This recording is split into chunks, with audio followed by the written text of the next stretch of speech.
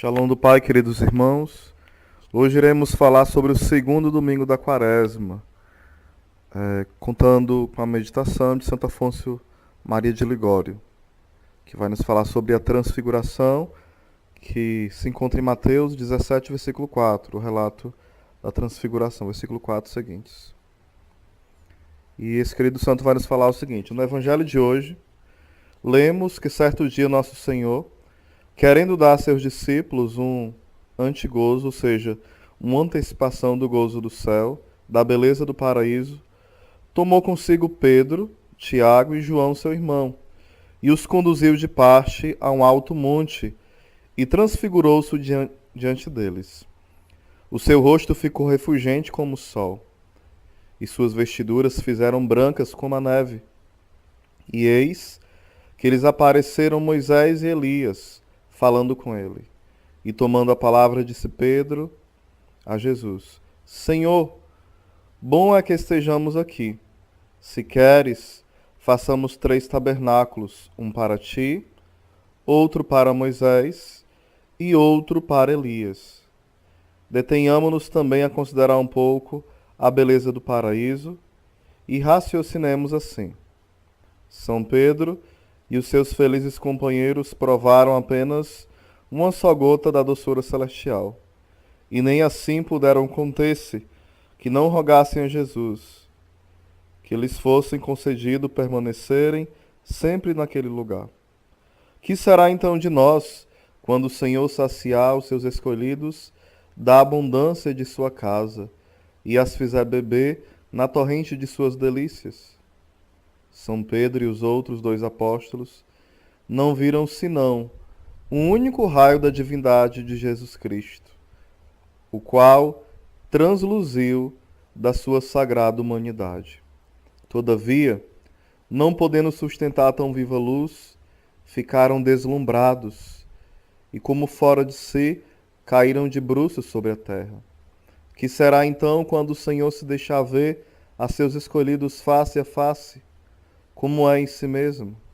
Tão bela sorte nos espera também a nós, meu irmão, se nos esforçarmos por merecê-la, ao menos no tempo de vida que ainda nos resta. Ó doce esperança! Virá um dia em que nós também veremos a Deus como é, isto é, veremos a beleza incriada, que encerra de modo infinitamente perfeito todas as belezas espalhadas pelo universo. A glória de que gozaram os 3 venturosos discípulos foi de curta duração, porque enquanto Pedro ainda falava, uma nuvem luminosa os envolveu, e logo saiu da nuvem uma voz que disse: Este é o meu filho amado, em quem pus toda a minha complacência, ouvi-o. Chegou-se a eles Jesus, tocou-os e lhes disse: Levantai-vos e não temais. Eles então, levantando os olhos, já não viram ninguém, senão só Jesus. Com isso, o Senhor nos quer dar a entender que as consolações que faz degustar a seus servos têm por único fim animá-los ao trabalho, porquanto o tempo presente é um tempo de merecer e não de gozar. Eis porque, no meio daquela visão celestial, Moisés e Elias não falaram senão das penas e torturas do Calvário. Possamos também nós meditar na paixão de Cristo. Assim a Divina Mãe, depois da profecia funesta de São Simeão, levava sempre consigo a sua dor com a memória contínua da paixão do Filho. Tanto mais que aquela profecia começou desde logo a realizar-se na fugida que o menino Jesus teve de fazer para o Egito, a fim de subtrair a perseguição de Herodes. Que pena, exclama São João Crisóstomo, devia causar ao coração de Maria o ouvir a intimação daquele duro exílio com seu filho. Ó Deus, disse então Maria, suspirando, como contempla o bem-aventurado Alberto Magno, deve, pois, fugir dos homens aquele que veio a salvar os homens?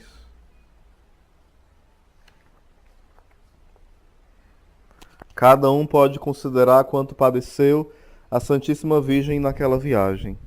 A estrada, conforme a descrição de São Boaventura, era áspera, desconhecida, cheia de bosques, pouco frequentada e, sobretudo, muito longa, de modo que a viagem foi ao menos de 30 dias. O tempo era de inverno, por isso tiveram de viajar com neves, chuvas e ventos, por caminhos arruinados, cheios de lama, sem terem quem os guiasse ou servisse. Maria tinha então 15 anos e era uma donzela delicada, não acostumada a semelhante viagens. Que dó fazia ver aquela virgenzinha fugir com o menino nos braços e acompanhada somente de São José. Pergunta São Boaventura: de que alimentavam-se? Onde passavam as noites? E de que outra causa podiam alimentar-se, senão de um pedaço de pão duro, trazido por São José ou mendigado? Onde deviam dormir, especialmente no extenso deserto pelo qual deviam passar, senão sobre a terra, ao relento, com perigo de ladrões ou de feras, em que abunda o Egito? Ó, quem tiver encontrado aquelas três grandes personagens, por quem as haveria então reputado, senão por três pobres mendigos e vagabundos? Opina Santo Anselmo que os santos peregrinos no Egito habitaram a cidade de Heliópolis. Considere-se aqui a grande pobreza em que deviam viver nos 7 anos que ali permaneceram, como afirma Santo Antonino, com Santo Tomás e outros. Eram estrangeiros desconhecidos, sem rendimento, sem dinheiro, sem parentes. Como diz São Basílio, chegaram com dificuldade a sustentar-se com seus pobres trabalhos. Escreve Landolfo de Saxônia, e isto seja dito para a consolação dos pobres, que Maria se achava em tão grande pobreza, que algumas vezes não tinha nem sempre um pouco de pão, que o filho lhe pedia obrigado pela fome. Vê assim Jesus, Maria e José andarem fugitivos, peregrinando por este mundo, ensina-nos que também devemos viver nesta terra como peregrinos, como paroquianos, ou seja, estrangeiros aqui, como cidadãos do céu e não deste mundo, sem que nos apeguemos aos bens que o mundo oferece, pois que em breve os havemos de deixar e de ir para a eternidade. Não temos aqui cidade permanente, mas procuramos a futura. Hebreus 13, versículo 14. Demais, ensina-nos que abracemos as cruzes, já que neste mundo não se pode viver sem cruz. A bem-aventurada Virgem Maria, ou melhor dizendo, corrigindo, a bem-aventurada Verônica de Binasco, agostiniana, foi levada em espírito a acompanhar Maria com o menino Jesus na viagem ao Egito. Finda a qual lhe disse a Divina Mãe: Filha, acabas de ver com quantas fadigas chegamos a este país. Sabe, pois, que ninguém recebe graças sem padecer. Quem deseja sentir menos os trabalhos desta vida, deve, à imitação de São José, tomar consigo Jesus e Maria, a quem pelo amor traz no coração este filho e esta mãe. São Pedro é de certo modo respondido, porque desejava ficar sempre no gozo daquelas delícias. Não sabia o que dizia. Animemo-nos, portanto, e procuremos sofrer com paciência as tribulações que Deus nos envia, oferecendo-as ao Senhor em união com as penas que Jesus Cristo sofreu por nosso amor. Quando as cruzes nos afligirem, levantemos os olhos ao céu e consolemo-nos com a esperança do paraíso. Tudo é pouco, ou antes nada, para merecermos o reino do céu. Meu amado Redentor, Agradeço-vos as luzes que me dais agora. São sinais de que me quereis salvo a gozar um dia convosco no céu. Quero salvar-me, não tanto para gozar, como para vos agradar e amar. Amo-vos, Jesus meu Deus, amo-vos sobre todas as coisas.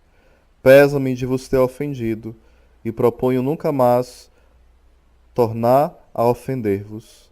Mas já que me verdes destituído de toda força, amparai a minha fraqueza, a fim de que eu vos seja fiel. Guardai-me interior e exteriormente, para que me defendais de adversidades, no corpo e limpeis a minha alma de maus pensamentos. Doce coração de Maria, sede minha salvação. Irmãos, também esse texto mostra o grande mistério da Santíssima Trindade. Jesus transfigurado, o Filho eterno do Pai, a nuvem que simboliza o Espírito Santo e a voz do Pai, a presença do Divino Pai Eterno, ou seja, a Santíssima Trindade que nos envolve. Jesus que revela a Santíssima Trindade para nós na sua transfiguração. Também podemos entender algo muito belo que aqui acontece. Elias e Moisés que conversam com Jesus. E ao conversar com Jesus também mostram essa comunhão dos santos, essa beleza da comunhão dos santos. Aqui não é apenas um simbolismo, de fato, é um fato histórico, que quer dizer algo profundo nesse fato histórico, mas de fato aconteceu. É interessante também notarmos que o Cristo, que mais tarde ia ser desfigurado, não ia ter figura atraente nenhuma, e está coberto de chagas, ia ser o homem das dores, que assumiu, como fala Isaías, sobre si as nossas enfermidades.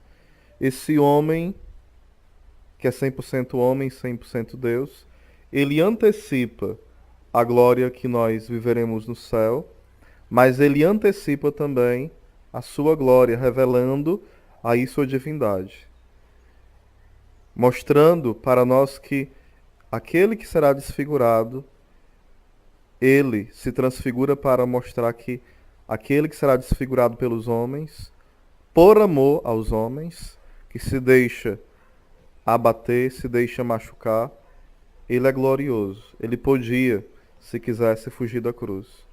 Podia invocar todos os anjos, como ele mesmo fala, mas o reino dele não é deste mundo. Aqui cabe também ver que o homem anseia essa glória de Deus. O que Pedro faz, nós não podemos entender só como um comodismo, como um bem-estar, mas esse desejo da glória. O homem que deseja estar para sempre em Deus, contemplando a glória celeste, mas sobretudo contemplando o seu bem-amado que é Deus, o maior bem que é o próprio Deus. Mas também devemos entender, como fala São Francisco de Assis, não existe domingo da ressurreição se não existe a sexta-feira da paixão. É preciso passar por esta luta para alcançarmos a glória. É interessante que muitos santos foram estigmatizados, receberam as chagas de Cristo. Alguns a do peito, alguns todas as chagas, alguns a das mãos, mas também alguns santos na história da igreja experimentaram a luz de Cristo, no sentido que alguns santos do seu corpo saíam luz quando eles estavam rezando. Às vezes não precisava no escuro levar nenhum tipo de vela ou outra coisa para iluminar, porque a luz daqueles homens iluminava a escuridão. Do seu corpo, na oração ou quando eles caminhavam, saía um fogo, uma quintura que aquecia qualquer pessoa no maior frio e também reluzia em meio à escuridão. Isso de forma concreta, luz mesmo, uma luz sem dúvida sobrenatural, mas que iluminava as coisas naturais. Então os santos também foram transfigurados, mostrando essa antecipação daquilo que eles viverão, ou melhor dizendo, viveriam, os que viveram isso, a glória no céu. Santos que receberam as chagas de Cristo e santos que experimentaram essa luz de Cristo saindo do seu corpo. Luz que ilumina e luz que aquece. A experiência do Cristo que é a luz do mundo. Aqui de forma muito encarnada na vida dos santos. Alguns usam esse texto também para dizer que, de forma errada, né, os espíritas usam esse texto para dizer que Elias estava reencarnado e Moisés. Grande mentira. Grande mentira. Porque ali Moisés e Elias estavam conversando com o Senhor, e é interessante que os espíritas, alguns falam, não todos, que João Batista era a reencarnação de Elias. Se assim fosse, quem deveria ter aparecido para Jesus não deveria ser Elias, mas João Batista. Porque, segundo eles, pela lógica deles, você aparece de acordo com a última reencarnação. Então, a lógica espírita aqui é totalmente derrubada por esse texto da Transfiguração e por vários outros textos da Sagrada Escritura. Que possamos ver bem a Quaresma com este espírito de querer viver em oração para que possamos transfigurar a luz de Cristo para a nossa família, os nossos amigos e também para todos os que mais necessitam da luz de Cristo. Amém.